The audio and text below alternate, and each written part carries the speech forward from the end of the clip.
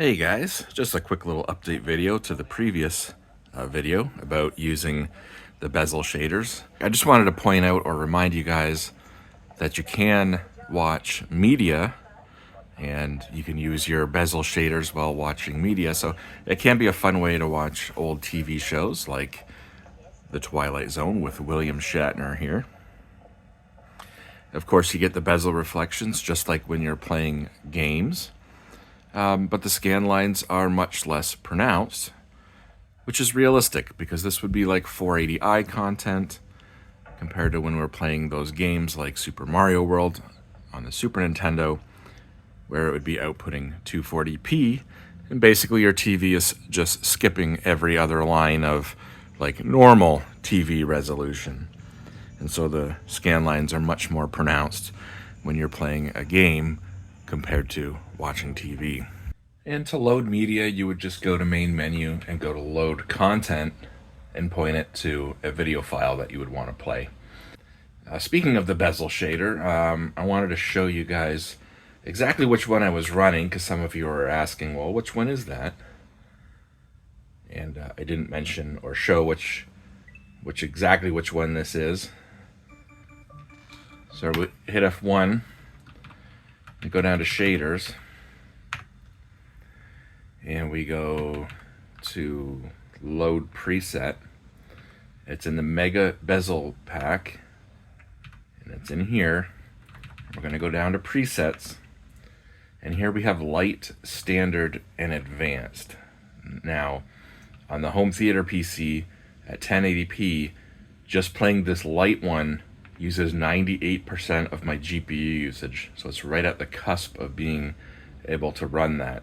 On my main PC with a Radeon RX 6750 XT, I can run the advanced version of this shader at 1440p versus 1080p here, and it's using less than 20% GPU usage. So yeah, keep that in mind. This is fairly demanding. If you've got a modern GPU, you should be fine. But if you're running an integrated GPU, like this home theater PC of mine, you may struggle with a lot of these, and you may want to use the light versions and not the advanced versions. Now, if we scroll all the way down, yeah, there's a lot. There's a lot of these bezels in here to look like different TVs mixed with different consoles when you're playing different video game systems or arcade systems. I'm going to scroll all the way down to TV, and it's this one here. So TV6 Alt Scaled. That's the one that we're using. And we'll take a close-up look at the scan lines here as I mention a few things. When someone says, I only play on real hardware, do they mean they only play on the original consoles with a CRT? Or do they play on the original consoles on a modern TV? Because to me, that's kind of half the equation of playing on real hardware. I also want to remind people that you can use emulation on a CRT. I've seen people, for example, plug Raspberry Pis into a CRT TV. A Raspberry Pi's got composite output, and it can output 240p to a CRT. And you know, there's people that have those misters, and again, they can output 240p to a TV. So you can use emulation or FPGA replication and not be using the original hardware on a CRT TV. And I mean, in theory, that would look as good as quote unquote the real thing. You wouldn't be able to tell the difference. So there is that third option that people just typically don't think about, and I wanted to remind people about that. I just wanted to also take a moment to talk about CRTs and the fact that they're not going to be around forever. CRTs, the actual tube itself, they have a limited lifespan.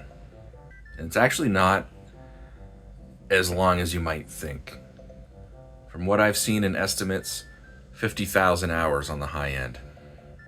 Now, as a CRT ages, it will start to lose brightness It will start to lose focus. Eventually it will have blooming issues. The image will look washed out. Yes, there's a lot of working CRTs around today, even some of them from the 80s and 90s.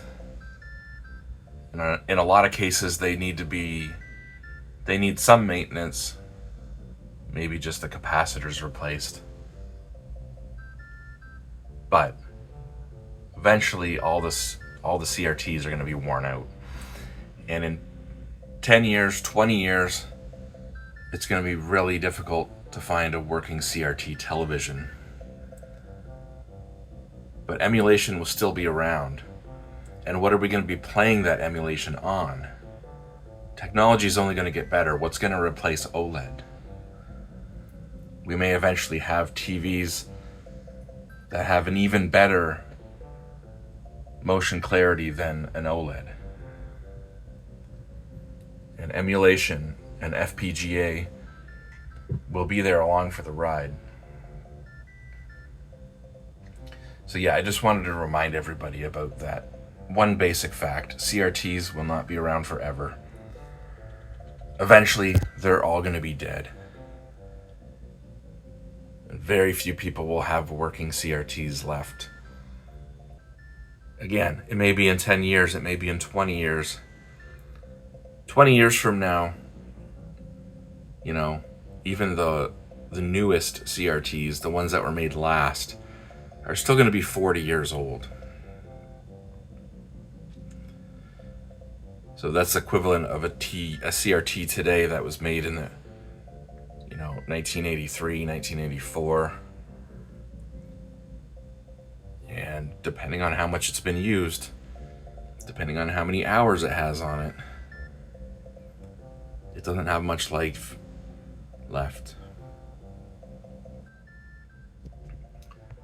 So yeah, I just wanted to remind everybody about that. If you've got a CRT, if you're a CRT purist and you have to play your retro games on a CRT, cherish the one you have and hold on to it as long as you can, but just remember, its life is limited based on how many hours of use that CRT gets.